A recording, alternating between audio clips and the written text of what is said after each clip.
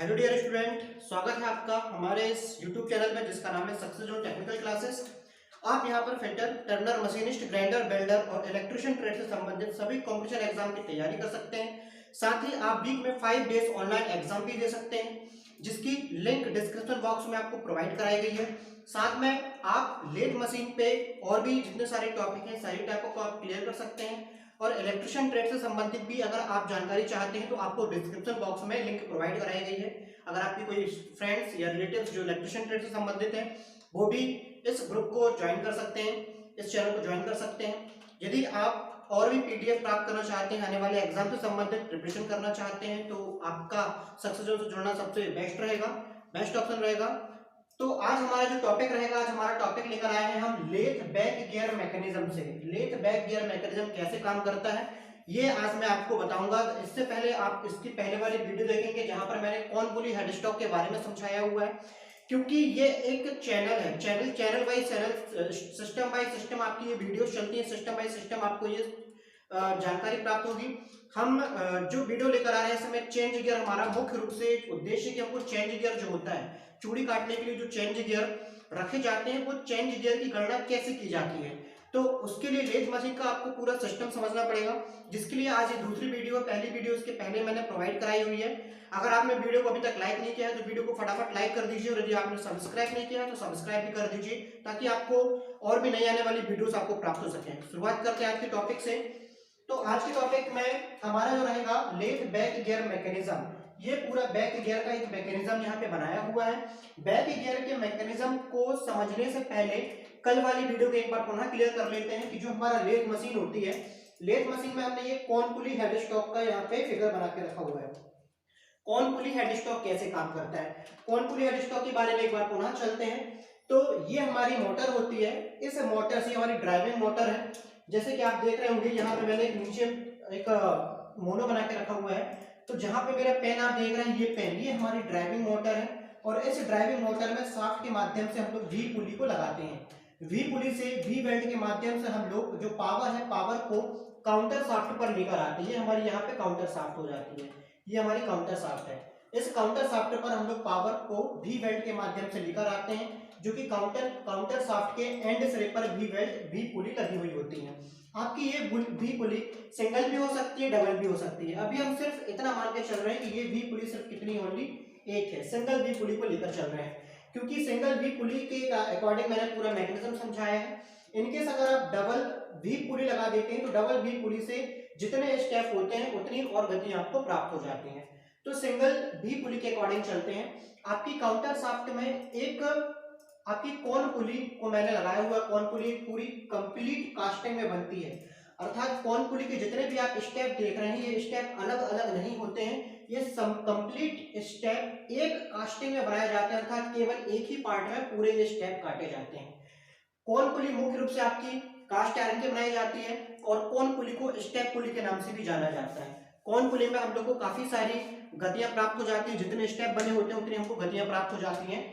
इस कौन पुली के माध्यम से आप देख रहे होंगे कि हमने जो पावर है, पावर को वी बेल्ट से काउंटर शाफ्ट तक लेकर आया, अर्थात मोटर के घूमने से ये काउंटर शाफ्ट घूमी, काउंटर शाफ्ट के घूमने से काउंटर शाफ्ट के साथ आपकी जो कौन पुली है की के माध्यम से यहाँ पर अटैच की गई है। तो काउंटर शाफ्ट के घूमने से आपकी ये कौन पुली भी क्या होती है, घूमती है।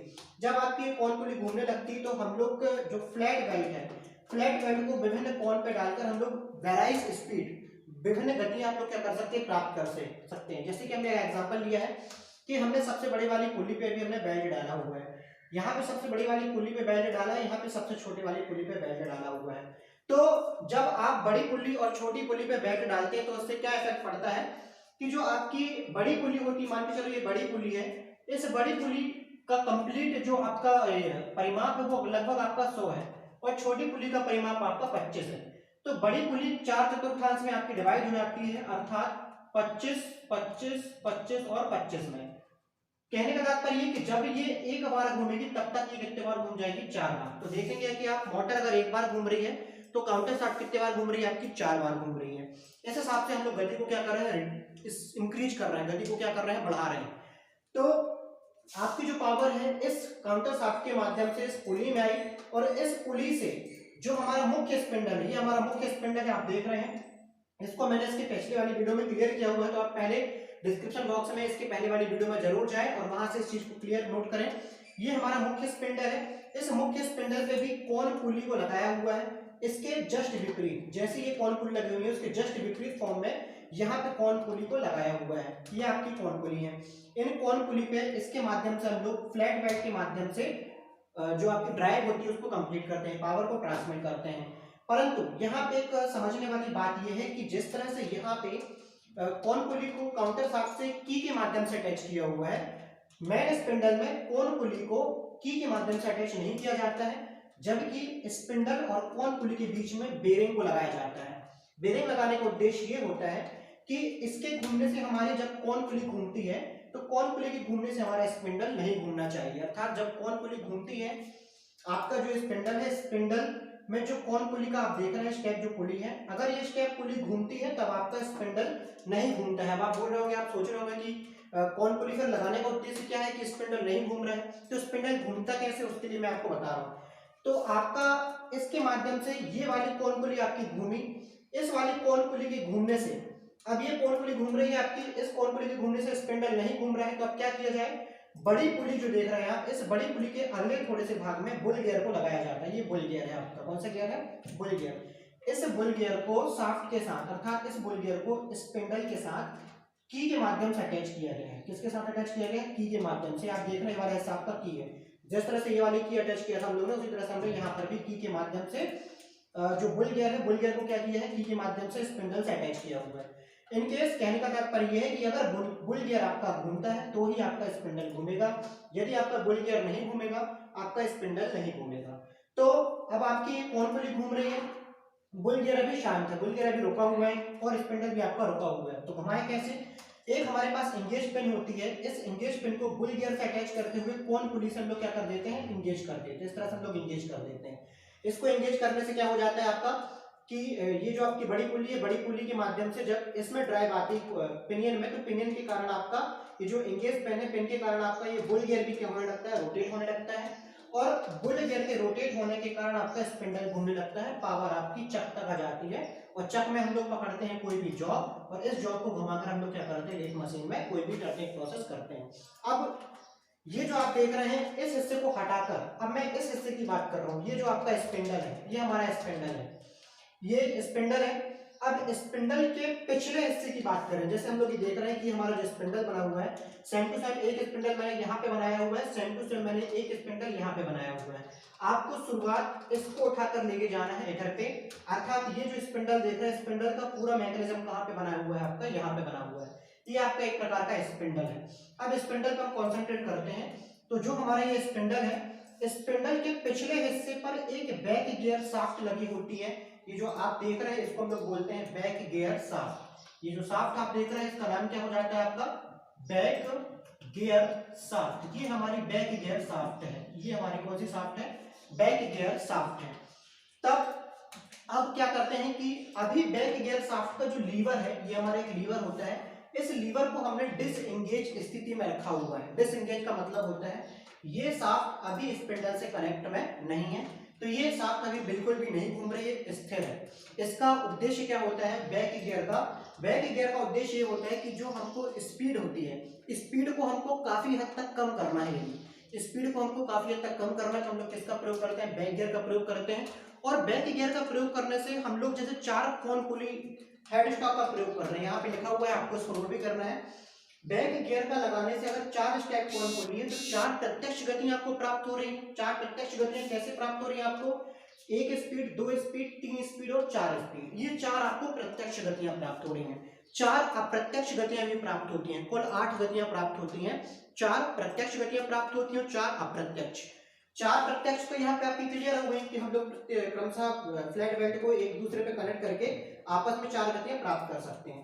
ये हमारा स्पिंडल है, स्पिंडल को हम लोग यहाँ पर लेकर गए हैं। स्पिंडल के पिछले हिस्से पे हमारी बैक गियर शाफ्ट होती है, जो आप देख रहे हैं, ये हमारी बैक गियर शाफ्ट है। ये पूरी हमारी क्या है, बैक गियर शाफ्ट है। अब इस बैक गियर शाफ्ट में एक लगा हुआ है पिनियन, इसको हम लोग बोलते हैं पिनियन, ये पिनियन है। और ये जो आप देख रहे हैं इसको हम लोग बोलते हैं बैक गियर। यहाँ पे लिखा हुआ है, आप देखेंगे यहाँ पे लिखा हुआ है मैंने इसको, ये क्या है, कौन सा गियर हमारा, ये बैक गियर है। कौन सा गियर है, बैक गियर, ये बैक गियर है। अभी देखेंगे आप तो मेन स्पिंडल और बैक गियर, मेन स्पिंडल और बैक गियर के बीच में आपको गैप दिखाई दे रहा होगा, यहाँ पे आपको गैप है, यहाँ पे भी आपका क्या है, गैप है, दोनों के बीच में आपको गैप प्रदान हो रहा है। इसका तात्पर्य है कि अभी आपका इसका और इसका कोई कॉन्टेक्ट नहीं है। ध्यान रखिएगा, अभी हमको पावर डायरेक्ट प्राप्त हो रही है क्योंकि हम लोगों ने इंगेज पिन को क्या करके रखा हुआ है, इंगेज पिन को बुल गियर और कॉन पुली से अटैच करके रखा हुआ है। मतलब यदि आपकी पुली इसके माध्यम से ये पुली घूम रही है, अर्थात ये पुली अगर आपकी घूम रही है, पुली के घूमने से इंगेज पिन के माध्यम से बुल गियर घूम रहा है और बुल गियर के घूमने के कारण स्पिंडल घूम रहा है और स्पिंडल के कारण हम लोग किसी जॉब को घुमाकर टर्निंग कर रहे हैं। अब करना क्या है आपको कि जो आपका बैक गियर शाफ्ट होती है स्पिंडल के एकदम समानांतर होती है, अर्थात आप देख रहे हैं ये इसकी सेंटर लाइन और इसकी सेंटर लाइन, दोनों की सेंटर लाइन एकदम कैसी आपकी समानांतर है, ठीक है, किसी भी प्रकार के एंगल में नहीं होती है, केवल समानांतर होती है। अब हम लोग क्या करते हैं कि इस लीवर को अपने तरफ खिसकाते हैं, लीवर आप देख रहे हैं, ये जो लीवर है बैक गियर का लीवर, इस बैक गियर के लीवर को अपने तरफ करते हैं। तो यहाँ पे देखेंगे इसकी पोजीशन को मैंने चेंज किया हुआ है, बैक गियर की पोजीशन को चेंज कर दिया। तो जैसे ही बैक गियर को अपनी ओर खिसकाएंगे तो अपनी ओर खिसकाने से क्या होगा, ये जो आप देख रहे हैं एक पिनियन, ये पिनियन क्या हो जाएगा आपका, ये नीचे वाले जो छोटा सा पिनियन है इससे क्या हो जाता है, अटैच हो जाता है। यहाँ की भी एक और कहानी बता देता हूँ मैं आपको कि जो आपकी जो कॉन पुली होती है, कॉन पुली में आप देख रहे हैं 1 step 2 step 3 step and 4 step, ये वाला आपका बुल गियर है। और आपकी जो छोटी पुल्ली होती है, छोटी पुल्ली के जस्ट पीछे वाले हिस्से में एक और पिनियन होता है, छोटा पिनियन होता है। जो छोटी पुल्ली होती है, छोटी पुल्ली के पीछे भाग में एक और पिनियन होता है जो कि छोटा पिनियन होता है। अर्थात ये वाला जो पिनियन होता है, ये पिनियन पुल्ली के साथ अटैच होता है। मतलब यदि पुल्ली घूमती है तो ये वाला गियर ऑलवेज घूमता है। पुल्ली के घूमने से जो आपकी कॉन पुली होती है, कॉन पुली के घूमने से ये वाला जो पिनियन है, छोटा वाला पिनियन, वो ऑलवेज घूमता है। क्यों? क्योंकि ये दोनों आपस में क्या होते हैं, ऑलवेज कनेक्ट होते हैं, हमेशा कनेक्ट होते हैं, कभी भी डिसएंगेज नहीं होते हैं। परंतु ये जो बुल गियर है, जो बड़ा वाला जो गियर है, ये हमेशा नहीं घूमता है। इसको घुमाने के लिए इंगेज पिन को इंगेज करना पड़ता है। यदि आप बुल गियर को नहीं घुमाना चाहते हैं तो इंगेज पिन को क्या कर दें, डिसएंगेज कर दें, निकाल दें, तो आपका बुल गियर इस कॉन पुली के साथ में नहीं घूमेगा। अब आप देखेंगे कि हम लोग कॉन पुली को यहाँ पे घुमा रहे हैं, ये कॉन पुली हमारी लगातार रोटेट हो रही है। कॉन पुली के लगातार रोटेट होने से, कॉन पुली के लगातार रोटेट होने से हमने इंगेज पिन के माध्यम से स्पिंडल को अटैच किया हुआ है, तो स्पिंडल भी हमारा क्या हो रहा है, घूम रहा है। इस कंडीशन पे हमारा बैक गियर शाफ्ट क्या है, डिसएंगेज है, अर्थात अभी हमारा बैक गियर शाफ्ट इंगेज नहीं हुआ है। अब आप देखेंगे कि यहाँ पे जैसे ही हमको गति को क्या करना होता है, कम करना होता है, अर्थात हमको गति को काफी हद तक कम करना है। जैसे हम लोग चूड़ी काटते हैं, थ्रेडिंग करते हैं, नर्लिंग ऑपरेशन करते हैं, तो इन ऑपरेशन में क्या होता है कि हमको गति को काफी हद तक कम करना होता है। तो गति को काफी हद तक कम करने के लिए अब हम लोग क्या करते हैं, सबसे पहले यहाँ से इंगेज पिन को निकाल देते हैं। ये देखेंगे इंगेज पिन को मैंने यहाँ से निकाल दिया। अब इंगेज पिन जैसे यहाँ से निकल जाती है तो स्पिंडल का कांटेक्ट, अर्थात बुल गियर का कांटेक्ट आपके कॉन पुली से क्या हो जाता है, खत्म हो जाता है। तो कहने का तात्पर्य है कि इस कंडीशन में अगर कॉन पुली घूम रही है तो कॉन पुली के घूमने से स्पिंडल आपका नहीं घूमेगा, लेकिन कॉन पुली के घूमने से आपका ये जो छोटा वाला पिनियन है, ये जो छोटा वाला पिनियन आपको दिखाई दे रहा है, ये आपकी एक स्टेप, दो स्टेप, तीसरा स्टेप, चौथा स्टेप, ये आपका बुल गियर और ये आपका पिनियन। ये पिनियन आपका कॉन पुली के घूमने से ये पिनियन ऑलवेज घूमेगा। क्यों? क्योंकि जो पिनियन है वो आपकी छोटी पुली के साथ क्या है, अटैच करके रखा गया है। तो जैसे जैसे आपकी कॉन पुली घूमती जाएगी, रोटेट होगी, उस कारण से आपका पिनियन भी क्या हो जाएगा, रोटेट करेगा। पिनियन के रोटेट कर रही है, ये सारी चीजें रोटेट कर रही है, सिर्फ बुल गियर क्या हो रहा है, यहाँ से रोटेट नहीं कर रहा है। क्यों नहीं कर रहा है बुल गियर रोटेट? क्योंकि हमने इंगेज पिन को क्या करके रखा है, डिसएंगेज कर दिया। इंगेज पिन को हमने निकाल दिया। ये जो निकाल के दिखाया गया है, इसको आप हाथ से निकाल के हेड स्टॉक के ऊपर वाले भाग पर रख सकते हैं। यहाँ पे सिर्फ मैंने आपको निकाल के दिखाया गया है, यहाँ पे इसके फिक्स करने का कोई साधन नहीं होता है, तो इसको आप निकाल के आप कहीं पर भी रख सकते हैं, अर्थात हेड स्टॉक के ऊपर रख सकते हैं।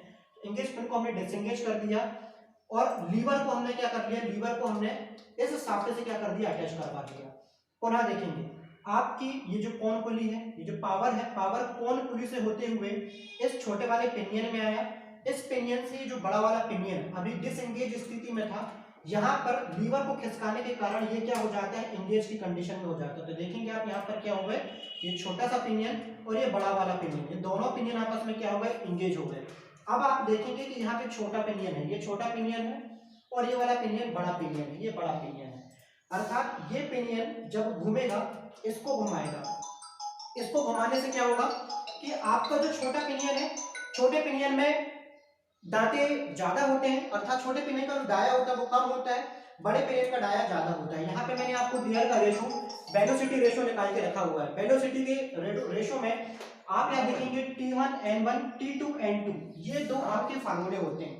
T से तात्पर्य होता है गियर में दांतों की संख्या, N से तात्पर्य होता है जो ड्राइवर गियर होता है, ड्राइवर गियर का आरपीएम, T2 होता है ड्रिवन गियर के दांतों की संख्या, और N2 होता है ड्रिवन गियर का आरपीएम। तो इसको मैं आपको किसी दिन क्लियर करूंगा। हालांकि वेलोसिटी रेशो के फार्मूले हैं, ये काफी इंपॉर्टेंट है और कई बार एग्जाम में ये पूछे जाते हैं, तो इनको नोट जरूर कर लेना आप लोग। अब आप देखेंगे कि जो छोटा पिनियन है, इस छोटे पिनियन से हम लोग बड़े पिनियन को घुमा रहे हैं। तो जब आपका छोटा पिनियन लगभग 4 बार घूमेगा तब जाके आपका बड़ा पिनियन कितने बार घूम रहा है, 1 बार घूम रहा है। तो सबसे फर्स्ट टाइम हम लोग ने गति को कहाँ रिड्यूस कर लिया, गति को कहाँ पे कम कर लिया, फर्स्ट टाइम हमने गति को यहीं पे कम कर लिया। अब आपका ये जो पिनियन है, इस पिनियन से ये वाली शाफ्ट, बैक गियर शाफ्ट क्या है, एंगेज है, ये बैक गियर शाफ्ट में ही पिनियन लगा हुआ है। तो इस गियर के घूमने से, इस पिनियन के घूमने से, इस पिनियन के घूमने से आपकी ये शाफ्ट घूमेगी और इस शाफ्ट से अटैच है छोटा सा बैक गियर। आप ये देख रहे हैं पुनः छोटा बैक गियर आ गया, ये छोटा बैक गियर आ गया आपका। अब ये छोटा बैक गियर पुनः बड़े वाले बुल गियर को घुमा रहा है। तो देखेंगे गति कितने बार आपकी क्या हो रही है, कम हो रही है। पहली बार गति आपकी कहां पे कम हो जाती है, तो पहली बार आपकी गति कम हो जाती है,